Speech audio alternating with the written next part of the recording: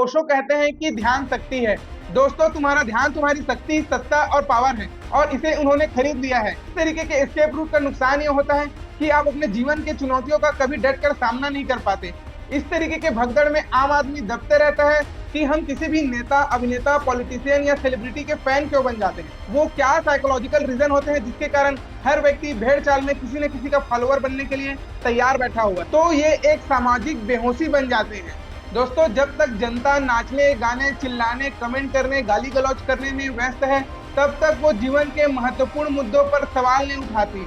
अपने so called external social identity और किसी व्यक्ति को आइडियलाइज किए जाने पर प्रश्न उठाते हैं और आप अपना ध्यान अंदर की ओर केंद्रित करते हैं, तब आपका जीवन बदलाव की ओर अग्रसर होता है। आजा मेरे सर्कल में आजा, पॉलीगॉन में आजा, स्क्वायर में आजा, और आकर के क्या कर, जुआ खेल और गुटखा खा। आपके पसंद नापसंद को बाहर से कंट्रोल किया जाता है।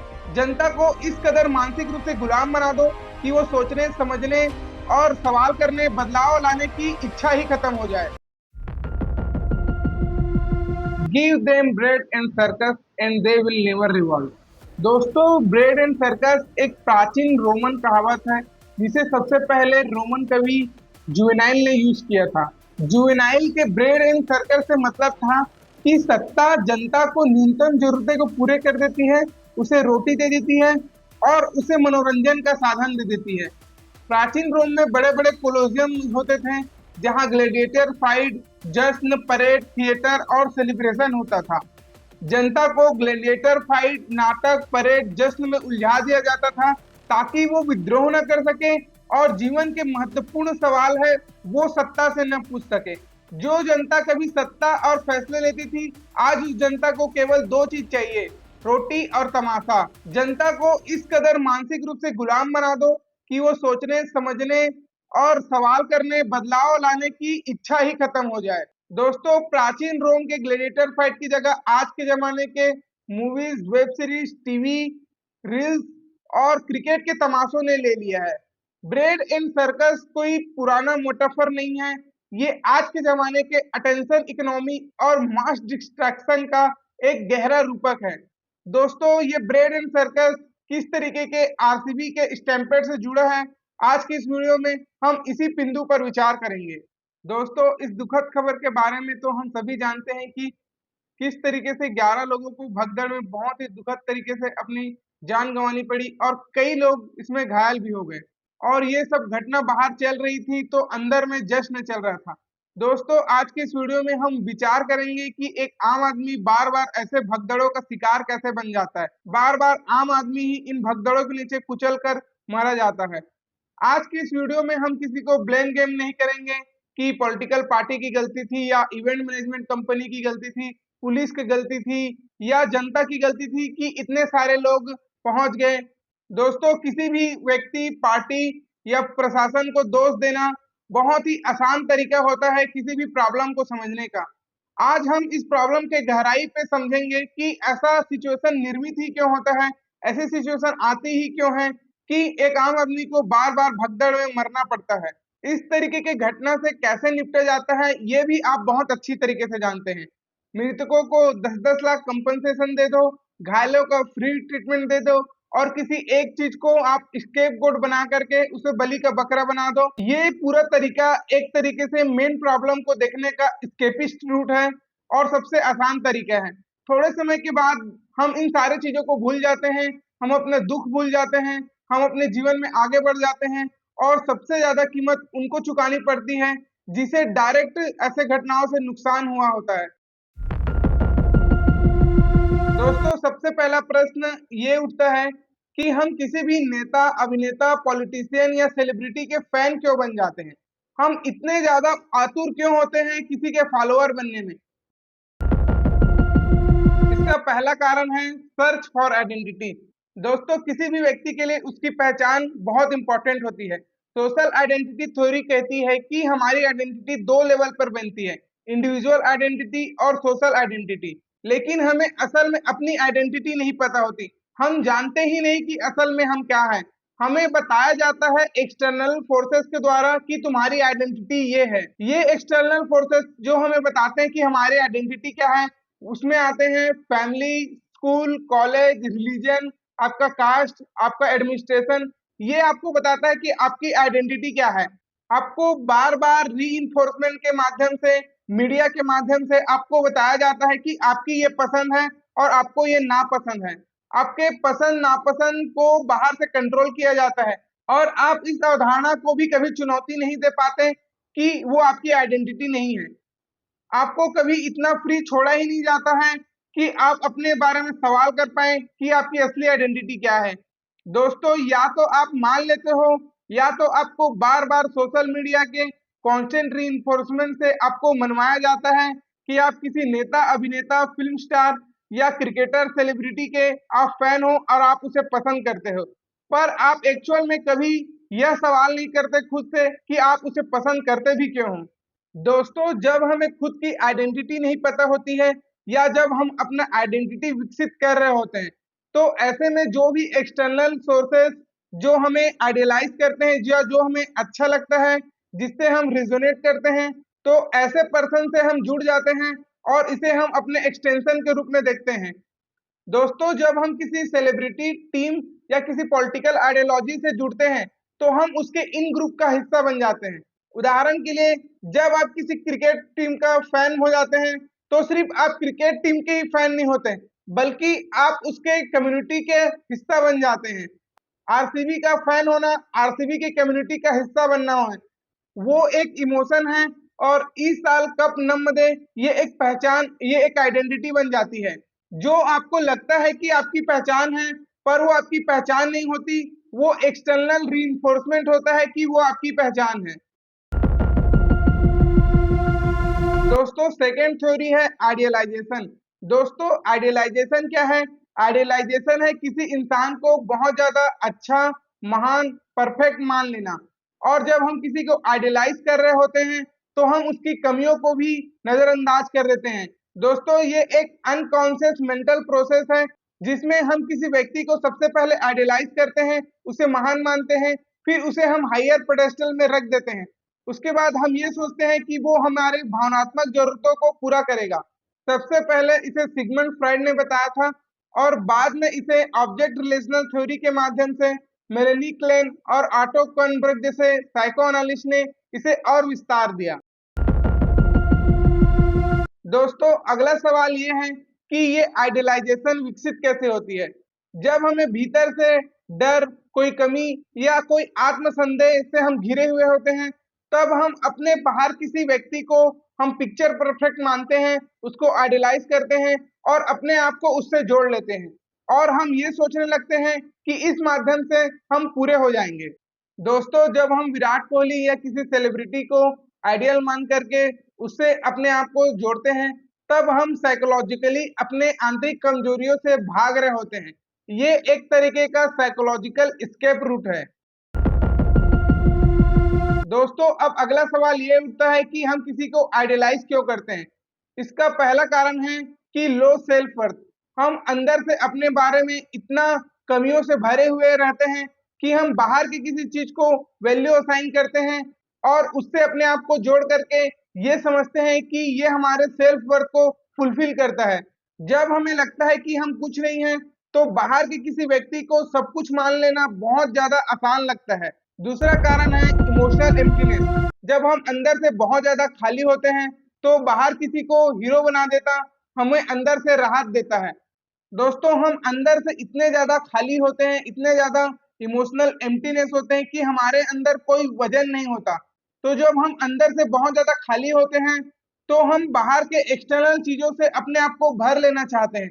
चाहे कोई पॉलिटिकल पार्टी हो, फ़िल्म्स हो, मूवीज़ हो, क्रिकेट स्टार हो, आईपीएल का तमाशा हो, चाहे ड्रग्स, अल्कोहल, सेक्स या लड़कियाँ हों। हम कोई भी एक्सटर्नल चीज़ों से अपने आप को भर लेना चाहते हैं।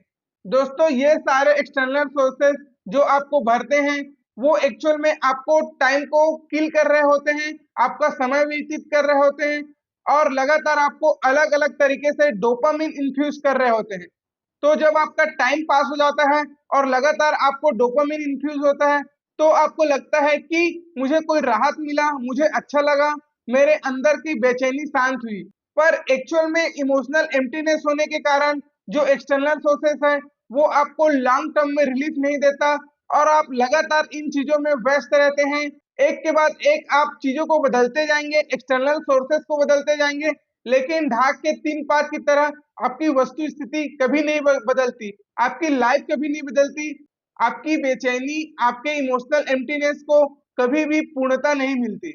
दोस्तों, इन सारे एक्सटर्नल सोर्सेस के माध्यम से हम अपने जीवन की सच्चाइयों से भागते हैं। अगर हमने अपने आप को इन एक्सटर्नल सोर्सेस से नहीं भरा तो हमारे पास अपने लिए बहुत ज्यादा टाइम रहेगा, हम अकेले हो जाएंगे।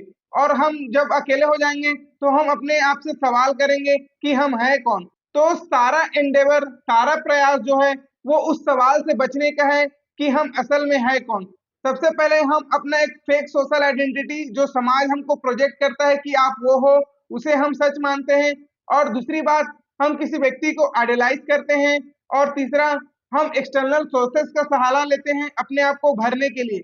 जब हम अपने आप को इन तीनों चीजों से अपने आप को पूरी तरीके से भर लेते हैं तो हमारे पास बिल्कुल कोई सवाल नहीं रहता कि एक्चुअल में हम कौन हैं और हमारी एक्चुअल आइडेंटिटी क्या है। इस तरीके से दिन, महीने, साल करके पूरी जिंदगी हमारे आंखों के सामने से निकल जाती है और हम कभी जी नहीं पाते। और जब कभी हमें ये समझ में आता है कि एक्चुअल में जीवन क्या है, हमारी आइडेंटिटी क्या है, हम कौन है, और इन एक्सटर्नल सोर्सेस के पीछे बार बार दौड़ना सिर्फ और सिर्फ टाइम वेस्ट है, तो दोस्तों जब तक समझ आता है तब तक हमारा जीवन हमारे आंख के सामने से निकल चुका होता है। हम हम इतने बूढ़े हो जाते हैं, हमारे पास एनर्जी नहीं बचती और रह जाता है सिर्फ और सिर्फ गिल्ट। दोस्तों, आइडियलाइजेशन का ये नुकसान होता है कि हम जीवन की सच्चाइयों से आंख चुरा लेते हैं, हम खुद को सेल्फ नेग्लेक्ट करने लगते हैं और हम अपनी जरूरतों, सीमाओं और भावनाओं को भूल जाते हैं। ये एक तरीके का एक डिपेंडेंसी क्रिएट करता है और हमें लगता है कि हम उसके गाइडेंस के बिना हम बहुत अधूरे हैं और हमारा जीवन अधूरा है। दोस्तों, इंसान मानसिक थकान, अवसाद और जीवन की निरस्ता से बचने के लिए ड्रामा और एक्साइटमेंट का सहारा लेता है। ये एक तरीके का नशा है, लेकिन ये दिमाग का नशा है।